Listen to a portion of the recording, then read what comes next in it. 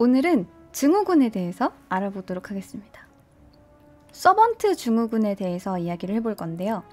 여러분들이 들어보셨을지 모르겠는데 서번트 증후군이란 자폐증이나 지적 장애를 가진 사람들이 특정 분야의 천재적인 재능을 보이는 현상을 뜻합니다. 학자 또는 석학이라는 의미의 서번트와 하나의 질환, 장애 등으로 이루어진 증상, 증후군이 합쳐서 만들어진 단어입니다. 서번트 증후군은 대체로 사회성이 조금 떨어지고 의사소통 능력이 낮으며 반복적인 행동을 보이는 뇌기능 장애를 가지고 있는데 대신 기억이나 퍼즐, 암산, 음악적 부분에서 혹은 아주 특정한 부분에서는 엄청나게 특출난 능력을 가지고 있는 증후군입니다. 보통은 사회성이 떨어져서 주로 혼자 지내려고 하고 의사소통 능력은 매우 저하되어 있는데 특정 행동의 반복과 간질 발작을 보이기도 하며 흔히 우리가 알고 있는 지적장애에 가까워서 일상생활을 하기 어려운 부분이 많아요. 그냥 겉으로 보면 지적장애와 다를 바가 없어 보입니다. 그런데 이 서번트 증후군의 원인은 정확히 알려져 있지 않은데 선천적이거나 아니면 뇌염이나 후천적인 뇌 손상에 의한 증후군이에요. 근데 최근 서번트 증후군을 가진 사람을 조사해본 결과 오른쪽 측두엽이 발달된 대신에 상대적으로 왼쪽 뇌가 손상이 되어 있었다고 합니다. 보통의 인간은 무언가를 보거나 기억하고 싶어하는 것은 단기 기억 저장소에 보관을 했다가 일상적이지 않거나 별 의미가 없는 것은 바로 잊어버리고 중요한 기억들만 남겨서 장기 기억으로 넘어가게 되는데 이 서번트 증후군을 가진 사람들은 이러한 넘어가는 과정 없이 단기 기억에서 장기 기억으로 넘어가는 과정이 없이 보는 순간에 그냥 장기 기억으로 넘어가기 때문에 한 번만 무엇을 보아도 잊어버리지 않는 능력을 가지고 있다라고 추측이 됩니다. 하지만 몇몇 신경학자들은 좌뇌와 우뇌의 구분 개념 자체에 대해서 상당히 회의적으로 보고 있기 때문에 100% 서번트 증후군에 대한 이해로 보기는 좀 어렵다는 견해도 있어요.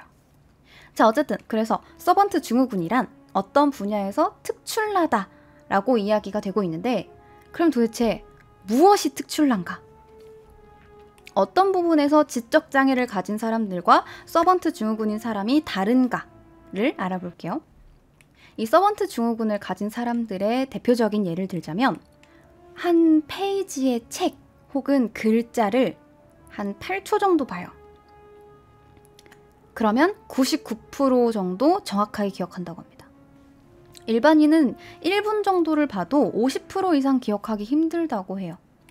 이런 거 말고도 지금까지 읽은 만여 권 정도의 책을 전부 다 암기하거나 혹은 태어난 날로부터 700일이 무슨 요일인지 아니면 아예 그냥 뜬금없이 특정 날짜를 찝어요. 1974년 2월 15일 무슨 요일이에요? 라고 물어보면 그거에 대해서도 기억하고 답을 할 수 있는 능력입니다. 그럼 기억력만 뛰어나냐? 아니, 그것도 아니에요. 음악적인 부분에서 뛰어날 수도 있고 그림을 그리는 분야에서 뛰어날 수도 있고 상당히 다양한 부분에서 재능을 나타내는 경우가 많아요. 음악적인 부분에서 서번트 증후군이 있다면 보통 음악을 하는 사람들보다 훨씬 더 우월한 절대음감을 가지고 있다고 해요. 우리나라에서는 드라마 굿닥터에서 서번트 증후군을 가진 주인공이 선천적 자폐를 가지고 있었지만 의학적 분야에서 상당한 능력을 보여서 이 소아과 전문의가 된다라는 내용의 드라마가 있었죠. 그리고 영화로도 있는데 영화 레인맨의 주인공도 서번트 신드롬을 겪은 사람의 이야기예요. 이 킴픽이라는 실제 주인공을 모티브로 한 영화인데 이 킴픽이라는 사람은 좌뇌랑 우뇌를 연결하는 섬유 조직이 없는 상태에다가 소뇌도 되게 작은 상태로 태어났기 때문에 뇌가 상당히 불안정했다고 해요. 그래서 정보를 받아들이기는 하지만 걸러내는 능력이 부족했다고 합니다. 하지만 걸러내는 능력이 부족했기 때문인지 한 번에 2페이지씩 책을 동시에 읽을 수 있고 12,000여 권에 달하는 책의 내용을 전부 다 빠짐없이 다 기억해요. 뜬금없이 이 책장 중에 하나를 골라서 이 책의 몇 페이지에 몇 번째 단락에 무슨 단어가 있는지를 정확하게 기억하는 겁니다. 그리고 미국의 고속도로망 자체도 전부 다 외우고 있어서 별명이 인간 구글이었다고 합니다. 하지만 IQ 자체는 70을 겨우 넘겨요. IQ가 이렇게 낮아도 그런 걸 다 기억할 수 있나요? 라고 할 수 있지만 지식지수가 148이 나왔습니다. 그래서 아인슈타인보다 훨씬 더 지식지수는 높게 측정됐어요. 그럼 정말 대단한 사람 아닌가요? 라고 하긴 또 그래요. 왜냐면 이 킴픽이라는 사람은 혼자 옷을 입을 수가 없어요. 단추를 잠글 수도 없고요. 물건을 구분하는 일도 잘 못해요. 그래서 일상생활에 필요한 행동 자체가 힘든 겁니다. 이 킴픽이라는 사람이 16살이 됐을 때 겨우 계단을 혼자 오르내릴 수 있는 정도가 됐다고 하네요. 하지만 말년에는 이 자폐 증상을 거의 보이지 않고 역사, 문학, 지리학, 스포츠 등등 15개 정도의 분야에서 천재적인 능력을 보였다고 합니다. 15개 정도의 분야에서 천재적인 능력이라고 하면 잘 이해가 안 되겠지만 문학이라고 찝었을 때 12,000여 권의 책을 전부 다 암기하는 수준입니다. 사실 그는 자폐가 아니라 발달 지연이 오거나 지적장애가 생기는 등의 FG 증후군이라는 유전 질환을 가지고 있었다라는 이야기도 있는데 자폐였든 FG 증후군이었든 결국 킴픽은 서번트 증후군에 해당이 되기 때문에 오늘 가져왔어요. 그래서 이런 킴픽처럼 아주 다양한 분야에서 서번트 증후군 능력을 보이는 사람들을 자폐적 석학이라고 불리고요. 이러한 자폐적 석학의 능력을 보이는 사람들은 공감각을 느끼는 경우가 많다고 합니다. 아까 서번트 증후군인 사람들은 좌뇌가 제 기능을 못하기 때문이다 라고 했는데 그러한 이론에 따르면 우뇌가 추상, 예술, 감성 등을 담당하고요. 좌뇌가 수학, 시각, 이성 등을 담당해요. 그런데 이 이성적인 부분을 담당하는 좌뇌가 망가져 있고 추상적이고 예술적이고 감성적인 부분을 담당하는 우뇌가 아주 지배적이기 때문에 이 사람들은 공감각을 느끼는데 어떻게 느끼냐면 음악을 들으면 색깔을 느껴요. 누군가의 목소리를 들었을 때 라임님의 목소리는 상당히 초록색이네요? 라고 생각하는 거예요. 그림을 볼 때 맛을 느끼거나 아니면 색깔에서 축축함 혹은 까칠함 같은 촉감을 느끼는 경우도 있대요. 그러니까 두 가지 감각을 동시에 느끼는 거예요. 이런 사람들이 되게 많지 않아요. 엄청 적은데 서번트 증후군이 있는 사람들이 여기에 속하는 경우가 많다고 합니다. 그리고 숫자 계산을 어마어마하게 빠르게 하는 서번트 증후군이 있는 사람이 있었어요. 근데 이 사람이 좌뇌가 발달해서 숫자 계산을 되게 빨리 하나라고 생각하겠지만 사실 이 경우에는 우뇌가 엄청나게 발달해서 숫자에서 이미지를 느끼는 거예요. 그리고 이 서번트 증후군 특징인 어마어마한 기억력을 동원해서 이 숫자들의 이미지를 숫자마다 다 기억해버리는 겁니다.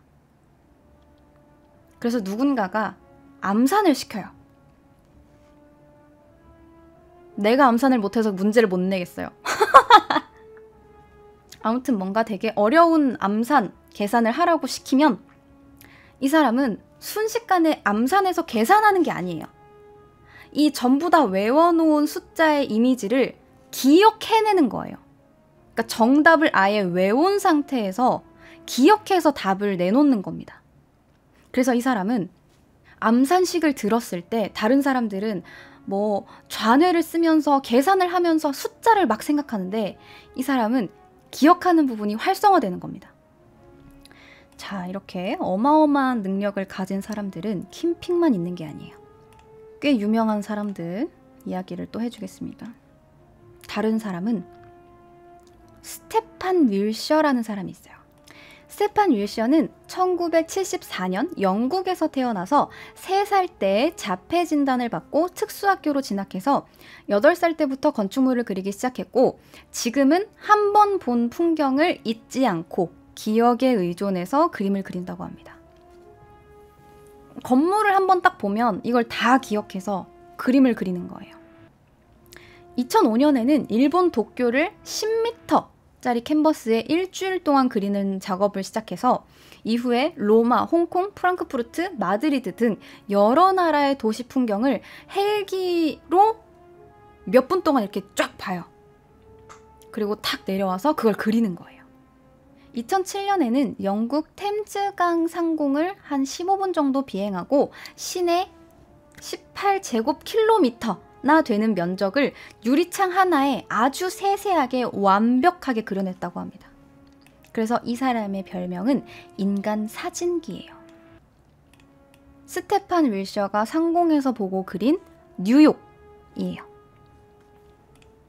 이러한 서번트 신드롬은 서번트 증후군은 보통 선천적 장애인의 한 10% 정도 나타날까 말까 한데 아주 특이하게도 후천적으로 서번트 증후군이 나타나는 경우가 있어요.